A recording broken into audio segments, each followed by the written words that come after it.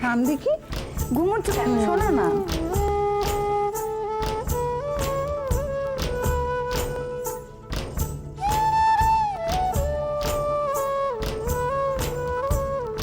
আয় না। না, তোমরা কথা কইছ? তাই কি? তুই আয়। আমাকে দেখি তো তোমরা থেমে গেল। এবার অন্য কথা কইব। ও মা, তা কেন করব? সব কথা তো আর আমার সামনে পাওয়া যায় না। আমরা কিন্তু তেমন কোনো কথা কইছি না। তোমরা কি কইছিলে শুনি? আমরা কইছিলাম না, তোর মেজো খুড়ি একা একা বক বক করছিল আর আমার কান ব্যথা করছিল। ভাগ্যিস তুই এসে আমাকে বাঁচাবি। মেজো করি তো ওই তাদের কি আর ঠাকমা বলে শুধু কথা আর কথা।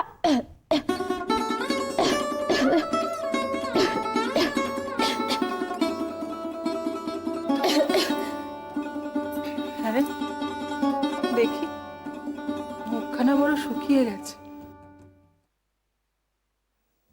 বড্ড কষ্ট হচ্ছে। কোথায় আবার? ঠাকমা তো বলেছে সব সহ্য হয়ে যাবে। আমি আমি মাকে বলবো, অত কড়াকড়ির মানামানির কি আছে? ওই তো আমার পিস্তুতে ভাসুচ্ছি, ওই সে তো এত মানামানি করে না। আমি মানবো।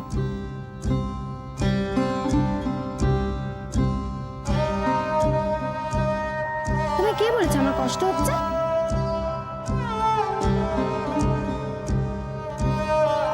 মল্লিকা, নিজের শরীরের ওপর অত জোর চলে না। তুই তো অসুস্থ হয়ে পড়বি, তখন কে সইবে? এর থেকে অনেক বেশি কষ্ট আমি সইতে পারি। কি জানো তোমরা,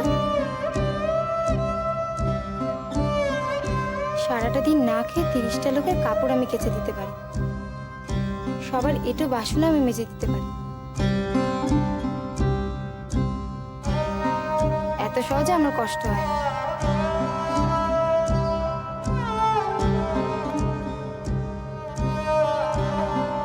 তবে ঠাকমা বোধহয় আমি বিশ্বাস করতে পারি। জানো, ঘরের কুচোটাকে শুকনো করে রেখেছে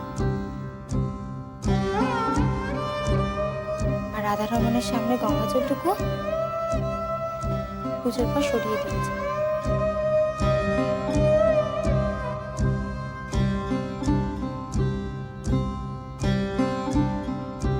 ভেবেছে আমি বোধহয়। ঠাকুরজি ওঠো, মল্লিকা ওঠ। কেন রে? বলছি ওঠো, মল্লিকা ওঠ। কেন? ওঠ বলছি, খবরটা খুঁজছি। ওঠ বাবা ওঠ, ওর কত নামের যোগ আছে। ওঠ রে। বড়ি দেবে? কি বলছি, বড়ি দেবে? আগের গুণ তো শেষ হয়ে এলো। এখন এখন তো কি হবে, তো দুপুর। ডাল বাটা কই? সে তো রান্নাঘরে গিয়ে বেটে নেবো, ডাল ভাত দেয় কতক্ষণ। আরে তোর মাথায় এখন এই খেয়াল চাপলো কেন হঠাৎ? চাপলো। আরে সত্যি করে বলতো, খুব চেষ্টা পেয়েছে, খুব কষ্ট হচ্ছে। সে হলেই বাকি। ঠিক, সে হলেই বা জল যখন ও খাবেই না, তখন আর দেশটা কথা মাথায় আসতে দেওয়া কেন? হ্যাঁ রে মেজে বউ, তুই কি বলছিস তার মাথা মুন্ডু কিচ্ছু বুঝতে পারছি না। জানো, ছোটবেলা মায়ের কাছে গল্প শুনেছিল। মায়ের পিসিরা জেঠিরা বাড়িতে যত যারা বিধবা মানুষ ছিলেন, তারা নাকি একাদশীর দিন খুব কাজ করতেন, অনেক কাজ, সারা দিন ধরে কাজ করতেন, খিদে তেষ্টা ভুলিয়ে দেওয়া হয়।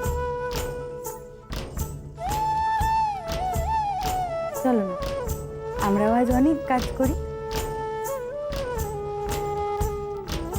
কি করবি? প্রথমে ডাল বেটে ডালের বড়ি দেব, তারপরে সে হয়ে গেলে বাড়ির সব ছেলের জামা কাপড় বের করে বোতাম সেলাই করব। থাক থাক, আর বোঝাতে হবে না, অনেক বুঝেছি। চল মল্লিকা চল। চল মানে? তোমরা এই কাপড়ে আমার রান্নাঘরে ঢুকবে? আচ্ছা বেশ, তুই গিয়ে রান্নাঘর থেকে ডাল বের কর, আমরা কাপড় ছেড়ে আসি। যা।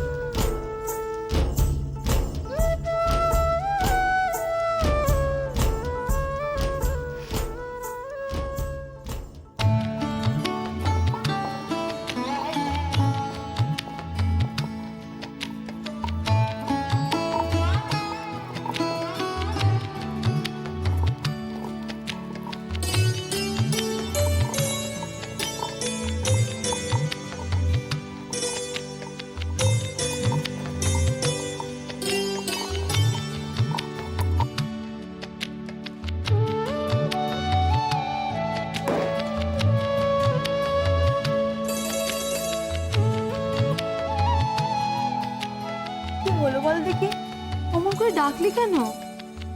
কাণ্ড কানা একবার দেখে যাও বদ্দি। মেজদি আর বট্টাকুজি একসঙ্গে নিরামিষ এসে বলি, মল্লিকাটা ওদের ঢুকতে দিলে?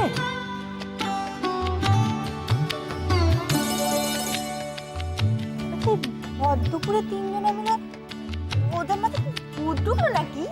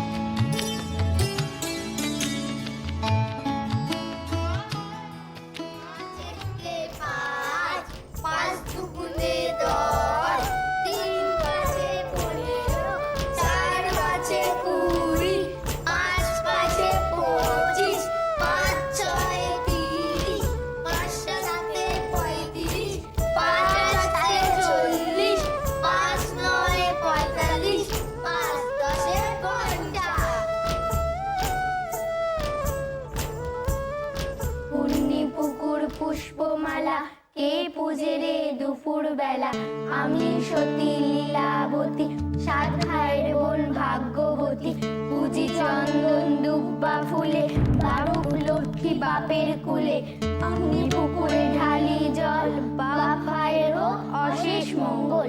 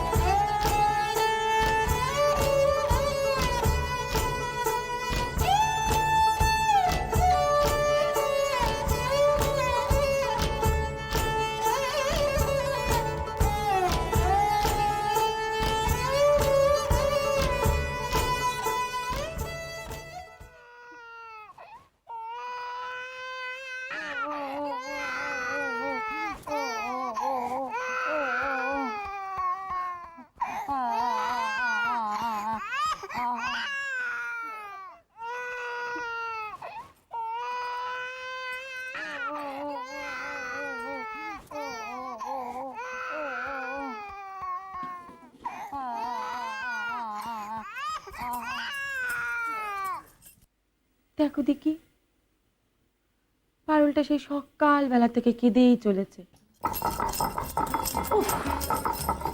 মেজদির এইটা যা হয়েছে না, গলা খানা মানুষের চেয়ে কাজ জেলে জন্তু জানোয়ারে চেঁচাচ্ছে বোঝা যায়। সকাল সকাল আজ কেন বলছো গো? কাল থেকেই তো কেঁদে উঠছে, জানি কি অসুখ বিসুখ বাড়াল।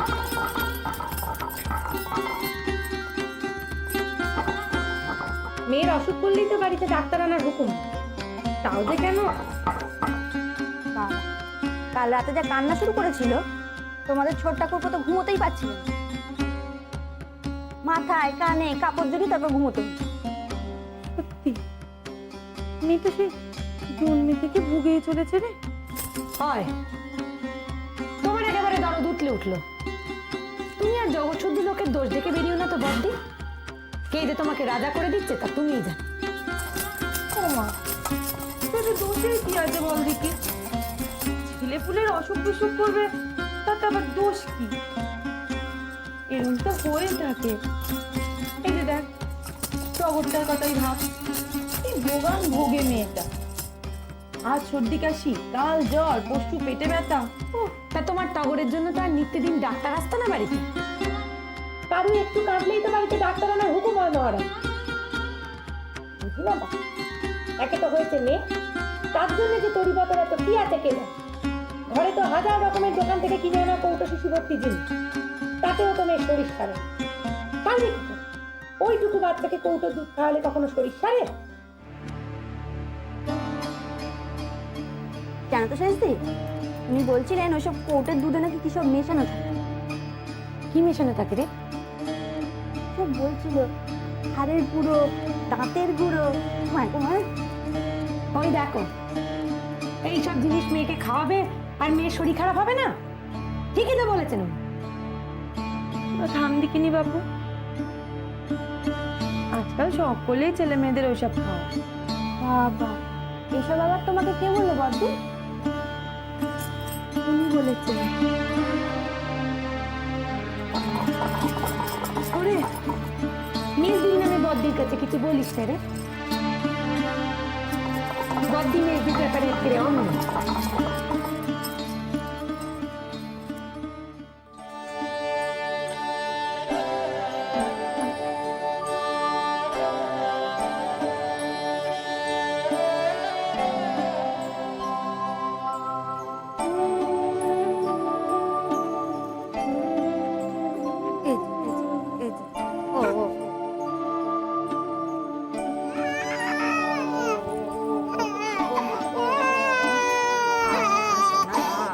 কি করছে গো তোমার মেয়ে? ওষুধ খাওয়ালো, দেখো না কি ছটফট করছে, মোটে ঘুমোচ্ছে না। ও মা,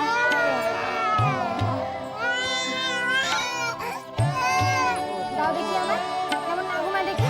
তুই পারবি? আমি পাচ্ছি না। এই নে। দেখো না বাড়িতে তুমি হয় 4টে বাচ্চা জন্ম দিয়েছে, এবারে সবকটা বাচ্চাই তো আমি সামলেছি, তো আমার বেলাতেই ভগবান।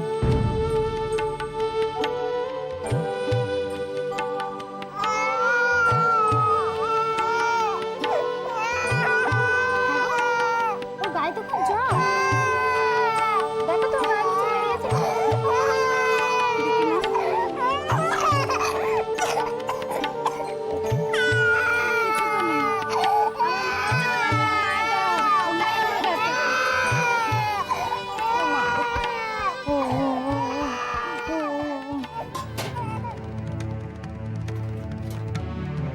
মা, ও মা, ওই দেখো।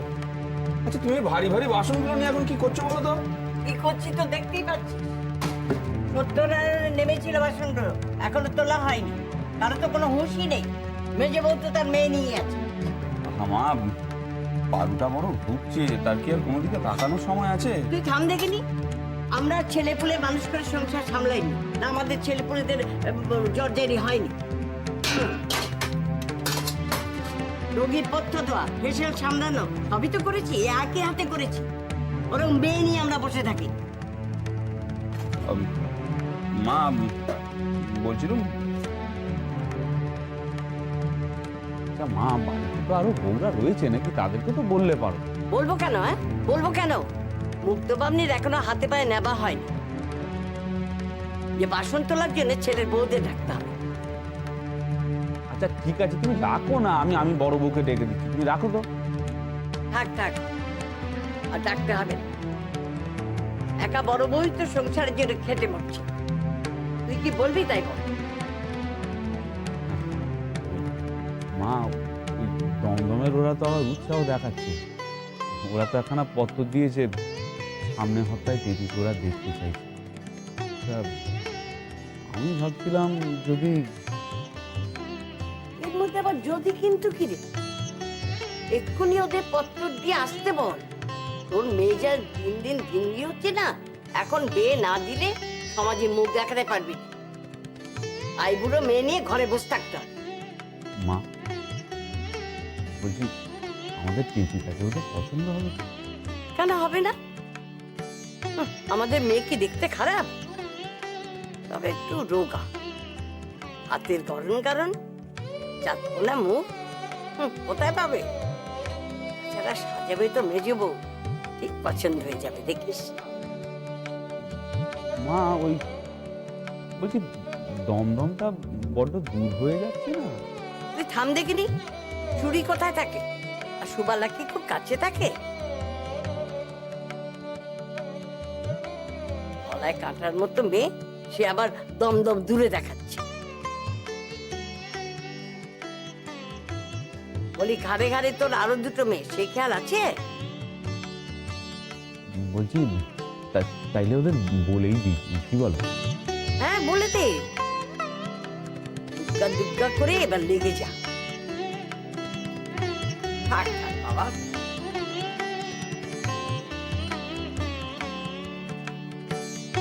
জয় রাধা মাধব।